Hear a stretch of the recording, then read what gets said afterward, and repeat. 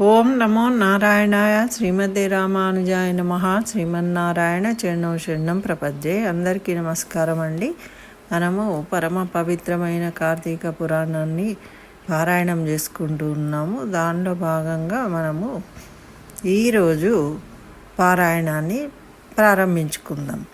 ఈరోజు పారాయణంలో జనక మహారాజు వశిష్ఠ మునిని ఈ విధంగా అడుగుతూ ఉన్నాడనమాట. గురువర్య, కార్తీక మాస మహత్యం గురించి చెప్తూ ఉంటే ఇంకా ఇంకా వినాలి అనిపిస్తుంది. కాబట్టి నాకు ఇంకా విశేషంగా తెలుసుకోవాలి అని కోరిక కలుగుతుంది. మరి నా సంశయ నివారణ కొరకు మరిన్ని పురాణ కథలను వినిపించండి, నన్ను కృతార్థుణ్ణి చేయండి అని కోరుకున్నాడు.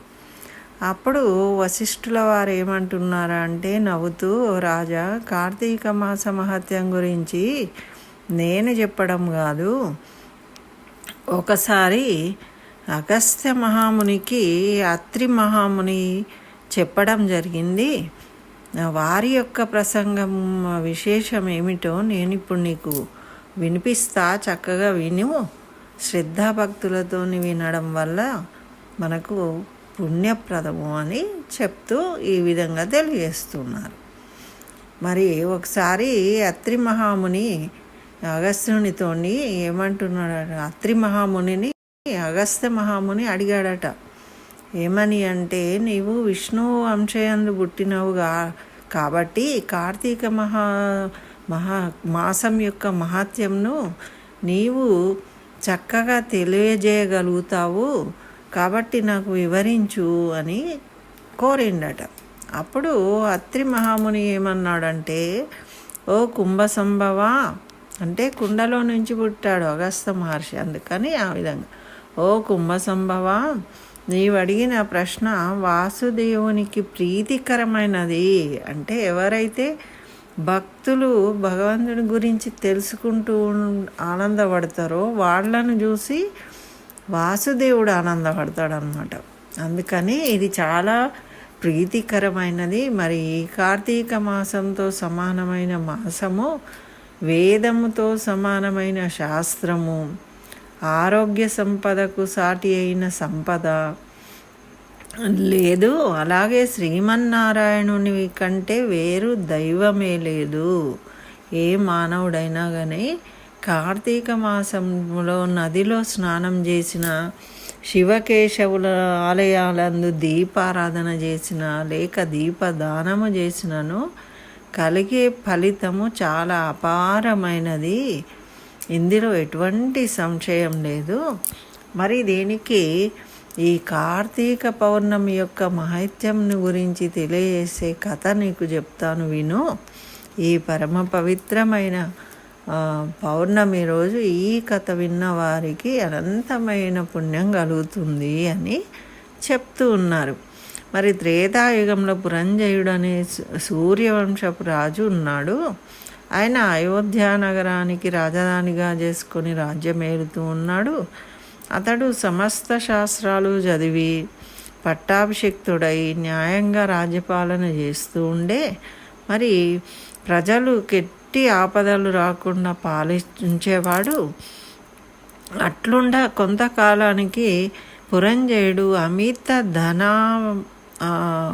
ధనాశ కలిగి రాజ్యాధికార గర్వం చేత జ్ఞానహీనుడై, దుర్జనుడై, దయాదాక్షిణ్యాలు లేక దేవ బ్రాహ్మణ మాన్యాలను లాక్కుని ఇలా పరమలోభి అయి చోరులను చేరదీసి దొంగతనములు, దోపిడీలు చేయిస్తూ బంగారాన్ని దొంగతనం చేస్తూ ఈ విధంగా దుర్మార్గుడైండు. ఇలా జరిగిన కొంతకాలానికి అతని దౌష్ట్యాలు నలుదిక్కుల వ్యాపించి ఈ వార్త కాంభోజ, కొంకణ, కళింగ రాజులకు తెలిసిందట, చుట్టుపక్కల రాజులకు. వారు తమలో తాము ఆలోచించుకున్నారు, మరి ఇంతకుముందు అంటే ఈయన చాలా పరాక్రమవంతుడని భయపడి ఎవరు ఏమీ చేసేవాళ్ళు కాదు, ఇప్పుడు ఇలా దుష్టుడైపోయిండు అని వాళ్ళందరూ కూడా ఆలోచించి కాంబోజ రాజు నాయకుడిగా చేసుకొని అందరూ కూడా రథ గజ తురగ పదాతి సైన్య బలాలతోని రహస్య మార్గంలో అయోధ్య నగరాన్ని ముట్టడించిండ్రు ఒకటేసారి శత్రు సైన్యాలని. అప్పుడు అట్లా శిబిరాలు నిర్మించుకున్నారు. మరి నగరంను దిగ్బంధం చేసి యుద్ధానికి సిద్ధపడ్డారు. అప్పుడు అయోధ్య నగరము ముట్టడించిన సంగతి చారుల వల్లే ఈ పురంజయుడికి తెలిసింది. మరి తాను కూడా సర్వసన్నద్ధుడయి ఆయనను ఎదుటి పక్షాన్ని బలాన్వితులుగా ఉండుటేయు తాను బలహీనుడుగా ఉండుటేయు తెలుసు. ఆయనకు బలహీనత వాళ్ళందరూ ఒక్కసారి కలిసి వచ్చిండ్రు కాబట్టి వాళ్ళు బలం ఉన్నవాళ్ళు అని తెలిసినప్పటికీ ఏమాత్రం భయపడకుండా పోయి చక్కగా వాళ్ళతోని యుద్ధం చేయడానికి సిద్ధపడ్డాడు. మరి రథమెక్కి సైన్యాధిపతులను పురిగొల్పి చతురంగ బలాలను పట్టుకొని ఉన్న సైన్యంతో యుద్ధ సన్నద్ధుడైండు. సింహనాదము గావించిండు. మేఘాలు గర్జించేటట్లు హూంకరించి శత్రు సైన్యం మీదికి బయలుదేరిండు. ఇలా బయలుదేరి ఏం చేసిండంటే ఈ విధంగా యుద్ధము సిద్ధమైపోయిండు కదా. ఇక వాళ్ళందరూ కూడా శత్రు సైన్యంలో విపరీతంగా ఘోరంగా యుద్ధం జరుగుతూ ఉందట. గజ సైనికులతోని పదాతి దళాలతోని ఎక్కడికక్కడ మల్లులు మల్ల యుద్ధంతో ఖడ్గ గద ఇలా ప్రతి వాళ్ళు అవి ధరించి డి అంటే డి అన్నట్టు హూంకరిస్తూ సింహనాదాలు చేస్తూ మహాభయంకరంగా యుద్ధం జరుగుతుంది అక్కడ. మరి విజయకాంక్ష చేత పోరాడతారు ఎవరైనా శుభములను పూరించుకోవాలి అని. అయితే అక్కడ భేరీ నినాదాలు మోగిస్తూ ఉన్నారట. ఎవరినన్నా ఒకళ్ళని కొట్టంగానే వాళ్ళు విజయ శంఖనాదం మోగుతూ ఉన్నారట. అట్లా రణభూమి ఎటు చూసినా కూడా విరిగిన రథపు గుట్టలు, తెగిన మొండాలు, తలలు, ఇట్లా చేతులు, ఆహాకారాలు, దీనావస్థలో వినిపిస్తున్న ఆక్రందనలు, పర్వతాల వలె పడి ఉన్న ఏనుగుల గుర్రాల కళేబరాలు, ఆ దృశ్యాలు, ఆ మహాయుద్ధంను, ఆ వీరత్వంను చూసి చచ్చిపోయిన ప్రాణులని తీసుకెళ్ళడానికి దేవతలు పుష్పక విమానంపై వస్తూ ఉన్నారట యుద్ధంలో చనిపోయిన వాటిని. ఇలా యుద్ధం జరుగుతూ ఉంది. ఆ కాంబోజరాజు భూపాలుడు సైన్యం చాలా నష్టపోయింది. మరి అయినను 3 అక్షౌణుల పురంజయుని సైన్యం వల్ల అతి సాహసంగా పట్టుదలతో ఓడించింది. అంత సైన్యం వాళ్ళ బలం ఉన్నా కూడా పురంజయుడి సైన్యము మరి పెద్ద సైన్యంను పురంజయునికి అపజయమే కలిగింది.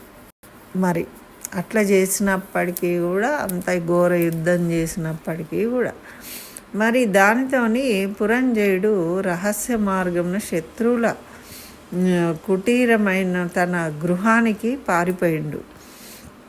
ఇక చేసేది లేక అజయుడైపోయి అది అపజయం పొంది మరి ఎట్లా బలోపేతులైన శత్రురాజులు రాజ్యంను ఆక్రమించుకున్నారు. ఈయన వెళ్ళిపోగానే మరి పురంజయుడు విచారంతో సిగ్గుతో దుఃఖిస్తూ ఆ సమయంలో వశిష్ఠులు వచ్చి పురంజయుని ఊరడించారట.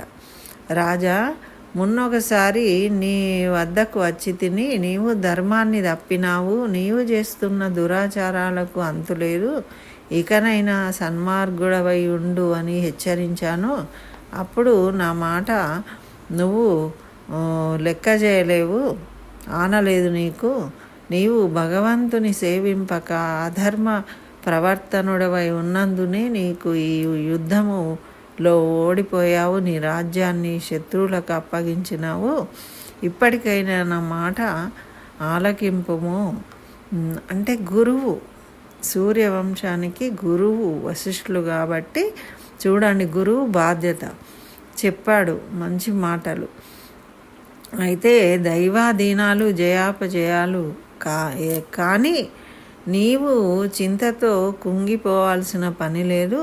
శత్రురాజులను యుద్ధంలో జయించి నీ రాజ్యం నీవు తిరిగి పొందాలి అంటే తలుచుకుంటే నా హితోపదేశాన్ని ఆలకించు. ఇది కార్తీక మాసము కాబట్టి ఈ కార్తీక మాసంలో చక్కగా నువ్వు కృత్తికా నక్షత్రంలో కూడిన పౌర్ణమి కానీ జపాదులు నిత్య కర్మల్లా ఆచరించి దేవాలయానికి వెళ్ళి దేవుని సన్నిధిన దీపారాధనం చేసి నామస్మరణ చేయుము, నాట్యం చేయుము. ఇట్లు చేసినట్లయితే నీకు పుత్ర సంతతి కలుగుతుంది. అంతేకాదు శ్రీమన్నారాయణుని సేవించుట వలన శ్రీహరి మిక్కిలి సంతోషం పొంది నీ శత్రువులను దునుమాడుటకు నీకు చక్రాయుధం కూడా ప్రసాదిస్తాడు. కనుక రేపు ఈ పౌర్ణమి రోజు ఇట్లా చేసిన ఎడల పోగొట్టుకున్న రాజ్యంను తిరిగి పొందగలవు. నీవు అధర్మ ప్రవర్తనుడవై దుష్ట సహవాసము చేయుట చేత కదా నీకి అపజయం కలిగినది.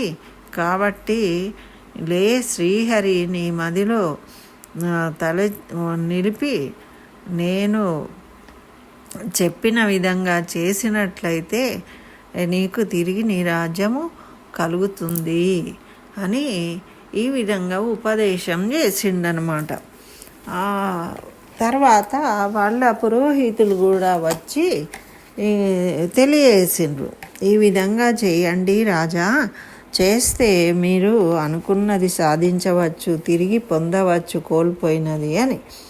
అప్పుడు తమ పురోహితుడైన సుశీలుని బోధనలు కూడా విన్న ఆ పురంజయుడు కార్తీక మాసంలో విష్ణు ఆలయానికి పోయి ప్రదక్షిణ నమస్కారాలు చేసి షోడశోపచార పూజలు చేసి మరి గోవిందుని దర్శించుకొని కార్తీక పౌర్ణమి రాత్రి గడిపి తెల్లవారగానే రథాన్ని ఎక్కి చక్కగా వాళ్ళ సైన్యంతో కలిసి కవచాలు ధరించి యుద్ధానికి బయలుదేరిండట. ఇంకేముందండి, శత్రురాజులంతా గుమిగూడి పురంజయుని పడిన కాంభోజరాజు తన సేన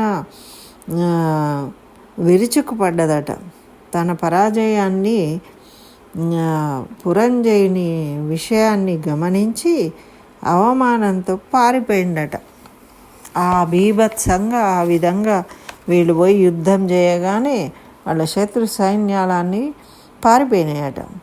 ఆ కాంభోజరాజు వారిపోగానే మిగిలిన రాజులు కూడా ఎవరి దారిన వాళ్ళు వెళ్ళిపోయినరు. ఈయననే కదా నాయకుడు కాబట్టి ఈయన వెళ్ళిపోగానే వాళ్ళు కూడా తమ ప్రాణాలు దక్కించుకోవాలని పారిపోయినట.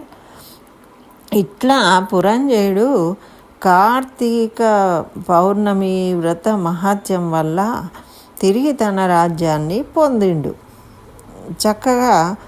అప్పుడు ఈ విధంగా అగస్త్య మునీంద్ర హరి అనుకూలంగా ఉన్నప్పుడు శత్రువు మిత్రువుగా మారిపోతాడు, అధర్మము ధర్మం అవుతుంది. మానవుడు కార్తీక వ్రతం చేస్తూ కష్టాలను పోగొట్టుకొని శరణాగతి రక్షకుడైన శ్రీహరిని శరణన్నట్లయితే సుఖం పొందుతాడు. వారికి సాధ్యం కానిదంటూ ఉండదు. మరి ఈ విధంగా అత్రి మహాముని అగస్త్య మహామునికి తెలియజేసిండనమాట. ఈరోజు ఈ విధంగా చేసినందువల్ల ఇట్లా నిష్ఠతో విష్ణువును జపించడము వల్ల పరిశుద్ధులవుతారు, విష్ణు భక్తులుగా ధర్మవేత్తలుగా మారిపోతారు. మరి ఈ విష్ణు భక్తులు ఎప్పుడు అయినా కూడా ధర్మవర్తనులై ఉంటారు. విష్ణు భక్తి సంసార సాగరాన్ని నుండి తరింపజేస్తుంది.